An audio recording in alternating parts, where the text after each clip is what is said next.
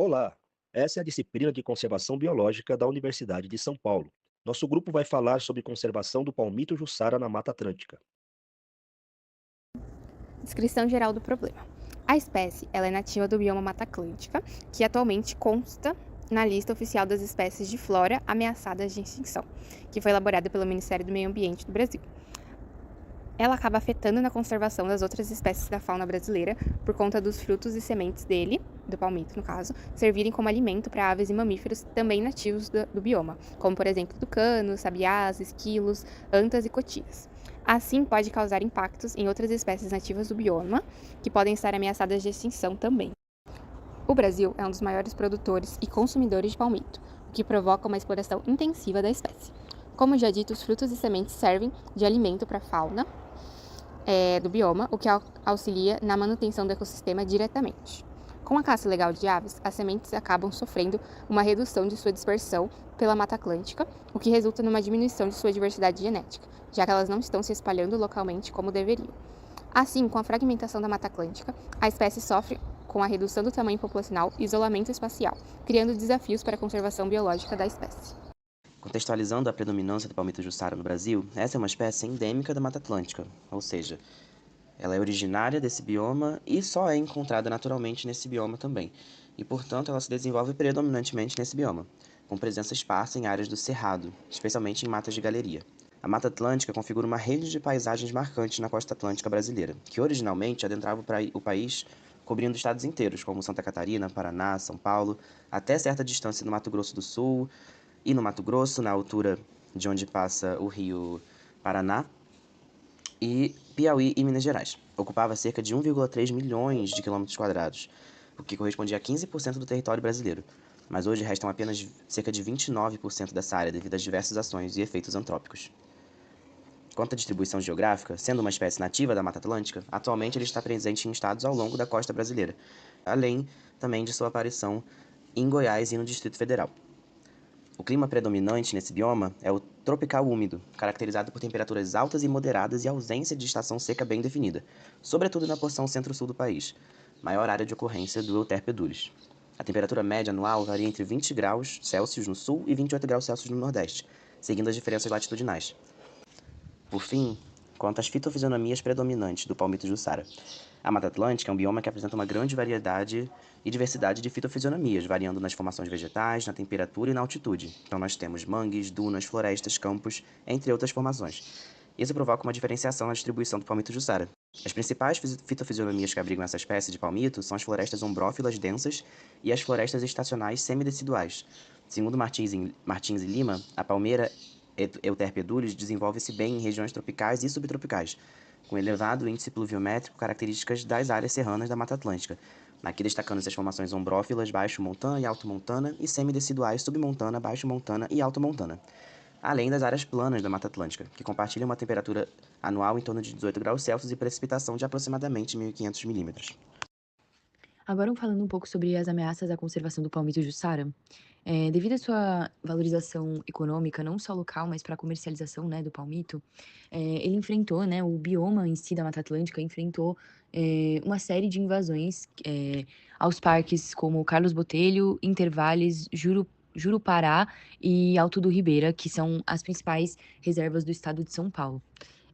Esses palmiteiros, eles adentram a mata, abrem, né, clareiras com o objetivo de pegar, esses palmitos em melhor quantidade, né, e muitas vezes eles desmatam e continuam desmatando essas áreas, abrindo espaço não só para novos palmiteiros, mas também para caçadores, né, para potenciais caçadores dessas espécies, endêmicas, onças pintadas, eh, antas, enfim, espécies que já estão ameaçadas, né, que já correm risco de extinção.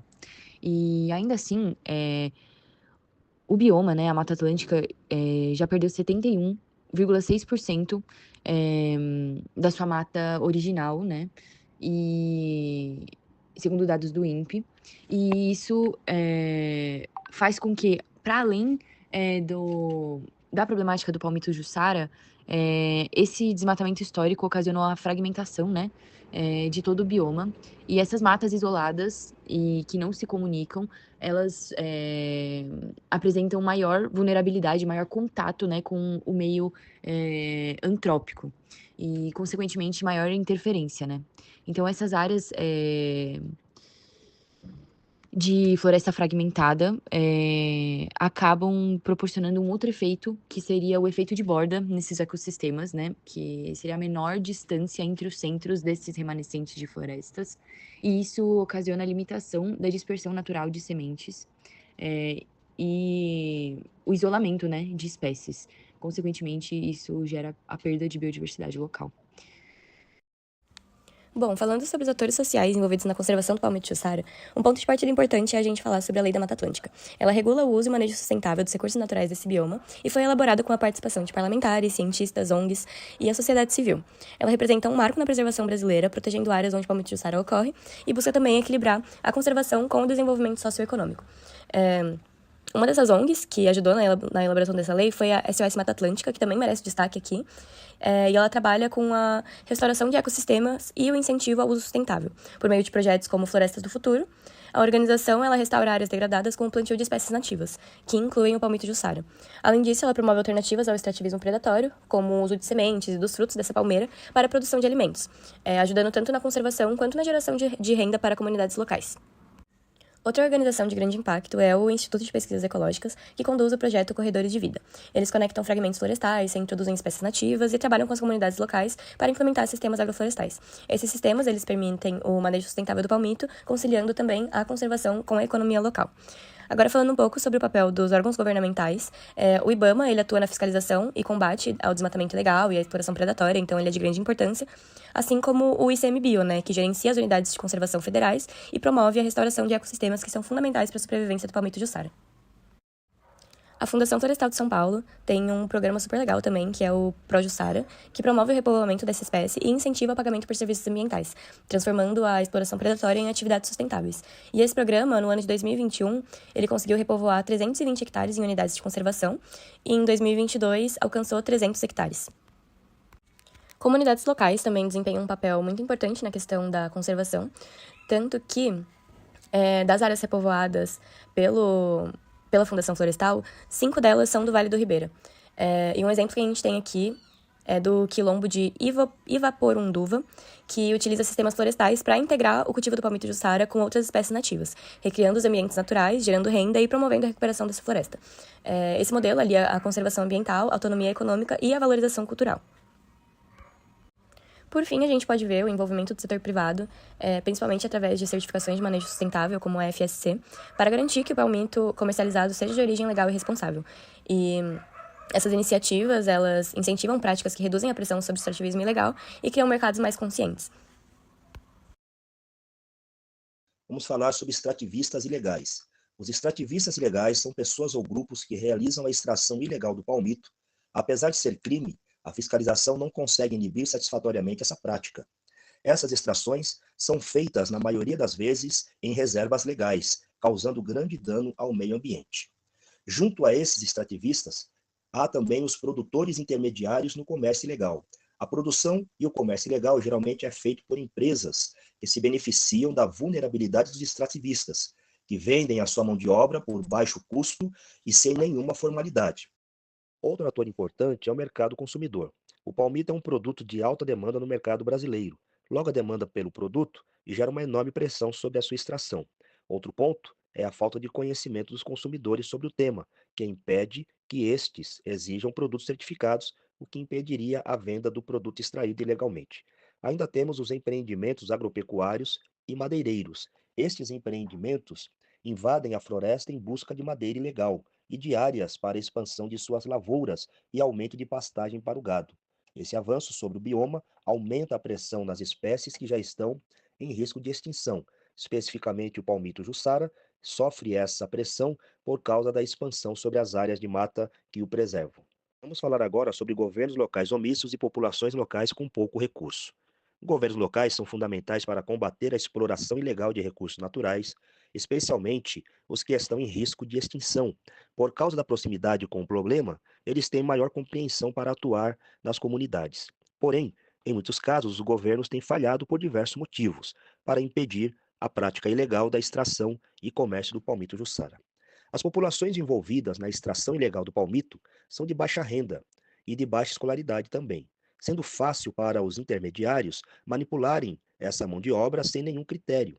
Cabe novamente ao poder público investir nessa população com alternativas de trabalho, renda e educação para tirar essa mão de obra do cenário da extração ilegal. Para terminarmos esse tópico, vamos falar da falta de conscientização ambiental. A conscientização ambiental é um desafio no mundo todo. Mesmo em países desenvolvidos, há resistência quando o assunto é perder alguma regalia ou privilégio. No Brasil, o desafio é enorme, pois mexe com a subsistência de grande parte da população envolvida. É necessário unir governos, sociedade civil organizada, ONGs e fundações, para que, através de um esforço conjunto, seja possível reverter esse quadro de possível extinção do palmito jussara para o manejo sustentável da espécie. A proteção natural do palmito jussara na Mata Atlântica é uma prioridade essencial. Esse bioma é conhecido como hotspot de biodiversidade e está ameaçado pela exploração e fragmentação. Sua conservação é indispensável para proteger o palmito jussara, tanto quanto as diversas espécies que dependem desse ecossistema. Uma estratégia central é a ampliação das unidades de conservação, que promovem a proteção in situ do bioma. Um exemplo é o Parque Estadual Intervales, que desempenha um papel importante na preservação da biodiversidade e na pesquisa científica, além de proporcionar ações voltadas à sustentabilidade e atendimento aos visitantes. Isso é feito de diversas formas, como a educação dos moradores ao redor, que são incentivados ao reflorestamento da floresta. Visitantes aprendem um processo de como é feito o reflorestamento e a importância da conservação do local. A gestão integrada dessa área é um diferencial, pois combina a proteção da biodiversidade com o desenvolvimento de programas de uso público e pesquisa científica. Isso fortalece tanto a conservação do palmito jussara e outros recursos naturais que são presentes no bioma. Uma das maneiras de conservação do palmito é pela educação, conscientização e produção. A educação ambiental é um componente na chave da conservação, pois ela aproxima comunidades locais e os visitantes da importância de preservar a Mata Atlântica e manejar seus recursos de forma sustentável, com programas educativos e unidades de conservação que ajudam a promover esse vínculo. As atividades de turismo sustentável, como trilhas guiadas e a preservação da fauna e flora, sensibilizam os visitantes e fortalecem a conscientização, além de incentivarem a economia local, o que incentiva tais moradores a não desmatarem, pois isso traz visitantes que criam um ciclo econômico local. Um exemplo prático é o projeto de repovoamento do palmito jussara, que envolve diretamente os moradores locais. Isso não só envolve tanto a recuperação da espécie, como também incentiva a interação socioambiental e valorização desse ecossistema. Outra maneira de preservar o palmito jussara é através de legislações. A legislação desempenha um papel crucial na conservação. A Lei nº 9.985 de 2000, conhecida como a Lei SNUC, estabelece categorias de unidade de conservação e orienta a gestão dessas áreas, como foco na proteção de espécies como palmito jussara e na participação comunitária. O monitoramento dessas áreas é viabilizado pela criação de mosaicos de unidades de conservação, permitindo uma gestão integrada e eficiente. Essa abordagem otimiza o manejo, a fiscalização e proteção dos ecossistemas. Além disso, a gestão participativa, que inclui o treinamento de moradores, gestores em práticas sustentáveis, fortalece o engajamento local e aumenta a eficácia de conservação, garantindo resultados mais sólidos e duradouros. A tabela seguinte mostra os efeitos de intervenção operacional, o problema da conservação da espécie. A conservação do habitat natural preserva a remanescência de Mata Atlântica, mas falta fiscalização eficaz, o que acaba expondo certas espécies à vulnerabilidade. A ampliação das áreas UCs mostra ser eficiente como o Parque Estadual Intervales. A promoção da área de promoção de sementes, por exemplo, bancos de sementes e ações ecológicas estruturam a área degradada e fortalecem a regeneração ambiental. A educação ambiental conscientiza a comunidade e promove um maior envolvimento em práticas sustentáveis. A legislação define regras de proteção, mas enfrenta desafios de fiscalização e de normas ambientais. Integra a pesquisa e monitoramento, integra os seus comunidades de maneira sustentável, otimizando a conservação. Projetos de repovoamento incentivam a prática ambiental responsável, gerando renda local e fortalecendo a sustentabilidade. Ou seja, esse projeto a longo prazo acaba se mostrando ser eficiente.